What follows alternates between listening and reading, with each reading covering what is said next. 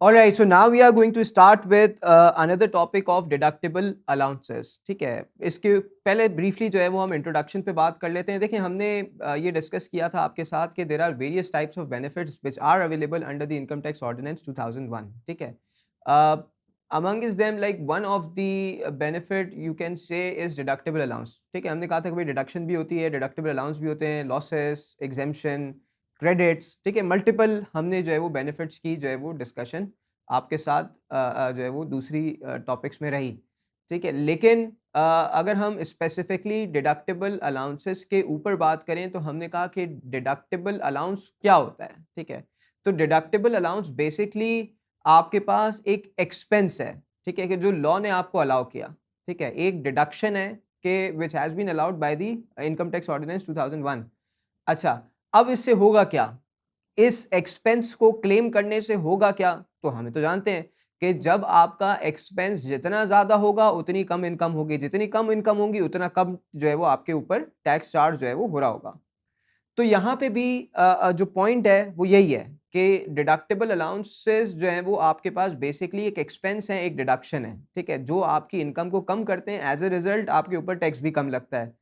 अच्छा, अब लेकिन जो डिडक्टिबल अलाउंस हैं, ठीक है, उसमें और एक बेसिक जो डिडक्शन होती है उसमें क्या डिफरेंस है?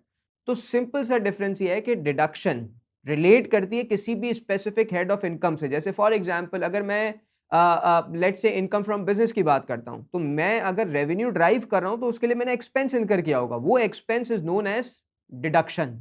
ठीक है, ये डायरेक्टली रिलेट करता है in order to generate the revenue. ठीक है, लेकिन जब मैं डिडक्टिबल अलाउंस की बात करता हूं तो इसका किसी भी तरह से जो है वो रिलेशन नहीं है, इसका किसी भी तरह से कोई लिंक नहीं है आपका जो है वो फॉर एग्जांपल किसी हेड ऑफ इनकम के साथ. हेड ऑफ इनकम के साथ कोई ताल्लुक नहीं है इसका. तो फिर क्यों दे रहा है? वो आपको चाहता है कि कुछ ऐसी एक्टिविटीज हैं कि जिसको चाहता है कि वो प्रमोट करे, तो आपको एक एक्सपेंस अलाउ कर रहा है कि अगर आप उन एक्टिविटीज के अंदर अपने आप को इन्वॉल्व करते हैं तो रिवॉर्ड करेगा. रिवॉर्ड कैसे करेगा? आपको एक्सपेंस देगा. एक्सपेंस देके क्या करेगा? आपकी लायबिलिटी को कम करवाना इसका जो है वो ऑब्जेक्टिव है. अब देखते हैं हमने यहाँ पे क्या बात हुई है, फिर उसके बाद इसके ऊपर भी ब्रीफली डिस्कशन करते हैं. The benefit provided to the taxpayer which does not pertain to any head of income, however, it is allowed to be deducted from the total income, not from any specific head of income. They are basically in the nature of reward. The ultimate effect of both deduction and deductible allowance is same, that is the taxable income is reduced. ठीक है, deductible allowance can not be carried forward nor it can be carried back. ठीक है, देखिए भाई for example situation ये भी तो हो सकती है ना. देखिए डिडक्टिबल अलाउंस आपके पास रिवॉर्डिंग नेचर के होगा, इसका मतलब किसी हेड ऑफ इनकम से पर्टेन नहीं करते. जैसे फॉर एग्जांपल मैंने ज़कात दिया. ठीक है, अब जब मैंने ज़कात दी तो मुझे उसने कहा कि ठीक है, अगर आपने इसके क्राइटेरिया को पूरा कर दिया, ज़ाहिर कंडीशंस हैं, अगर आपने उसको पूरा कर दिया तो मैं आपको ज़कात का डिडक्टिबल अलाउंस दूंगा. ठीक है, अच्छा भाई, ये आपको चाहता है इनकरेज करना कि भाई आप ज़कात दें, तो इससे क्या होगा? आपको एक एक्सपेंस अलाउ करेगा. जितना आपने ज़कात दी उतना आपको एक एक्सपेंस अलाउ करेगा. एज ए रिजल्ट आपकी जो अल्टीमेट इनकम है वो आपकी कम हो जाएगी. स्ट्रक्चर क्या था? Sum of all heads of income plus exempt income is equal to total income. Total income minus exempt income minus deductible allowance is equal to taxable income. अब हमने वहां पे एक बात की कि मतलब यहाँ पे एक बात बड़ी इंपॉर्टेंट ये है कि डिडक्टिबल अलाउंस जो है वो किस एक्सटेंट तक अलाउ होंगे. ठीक है, क्या ये मेरी टैक्सेबल इनकम को टैक्सेबल लॉस में कन्वर्ट कर सकते हैं? तो ये बिल्कुल स्ट्रेट आंसर है no. It can not convert your taxable income into taxable loss, which means कि आपके जो डिडक्टिबल अलाउंस हैं वो सिर्फ और सिर्फ to the extent of taxable income को जीरो करने के बराबर तो हो कर सकते हैं. यानी इतना क्लेम कर लो, जैसे फॉर एग्जांपल आपकी ऊपर जो भी अमाउंट आ रही है 100 है, माइनस डिडक्टिबल अलाउंस 100 के डिडक्टिबल अलाउंस फॉर एग्जांपल है आपके पास, तो जीरो इफेक्ट हो गया, जीरो आ गया अल्टीमेटली बॉटम पे. लेकिन ये नहीं हो सकता कि आपके पास 100 ऊपर हो और माइनस 200 हो, डिडक्टिबल अलाउंस 200 के हैं आपके पास, तो आप नेगेटिव 100 दिखाएं. ये नेगेटिव 100 अलाउड नहीं है. जीरो तक अलाउड है, बियॉन्ड जीरो जाना अलाउड नहीं है. अच्छा भाई, तो इसका मतलब ये हुआ कि इस एग्जाम्पल में जब आप कह रहे हैं कि नेगेटिव 100 अलाउ नहीं है, तो जो बाकी 100 बच गया, क्या मैं उसको अगले साल के लिए कैरी फॉरवर्ड कर लूं? तो लॉ ने यहाँ क्या कह दिया कि कैरी फॉरवर्ड भी नहीं हो सकता. क्या मैं पिछले साल के अंदर जाके इसको कैरिड बैक करवा सकता हूं? नहीं, कैरिड बैक भी नहीं हो सकता. यानी जितनी इस साल की इनकम है उसी के अंदर आप उसको एडजस्ट कर लें, जितनी इनकम एडजस्ट होती है. ठीक है, ना लॉस बनेगा, ना बचा हुआ कैरी फॉरवर्ड होगा, ना बचा हुआ कैरिड बैक होगा. ठीक है, तो यानी अगर आपके पास, फिर क्या होगा? जो बच गया उसका क्या करेंगे? वो लैप्स हो जाएगा. ठीक है, अच्छा, it can only turn taxable income into zero and cannot go beyond that, which means no taxable loss would arise as a result of deductible allowance. Moreover, they are only allowed against normal tax regime and not against the final tax regime or minimum tax regime. ठीक है, ये regimes का discussion separately आपके साथ दूसरे topic के अंदर available है. ठीक है, तो हमने जो बात की, हमने क्या कहा, हमने कहा कि भाई नॉर्मल टैक्स regime के अंदर जो है वो डिडक्टेबल अलाउंस अलाउड होगा.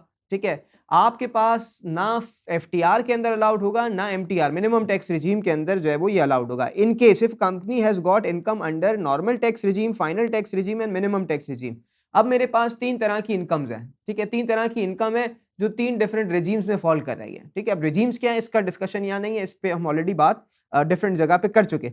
तो अब in case if company has got income under normal tax regime, final tax regime and minimum tax regime simultaneously, then the said deductible allowance will be apportioned between normal tax regime, final tax regime and minimum tax regime as per section 67. यानी इसका मतलब क्या हुआ कि अगर मेरे पास तीन different streams of revenue हैं, जैसे फॉर एग्जांपल मेरी एक इनकम है जो लेट्स से के एफटीआर में फॉल करती है, एक इनकम है जो मेरी एनटीआर में फॉल करती है और एक इनकम है मेरी जो एमटीआर में फॉल करती है. यानी तीनों इनकम तीनों तरह की इनकम है जो तीन डिफरेंट रेजिम्स में फॉल करती है.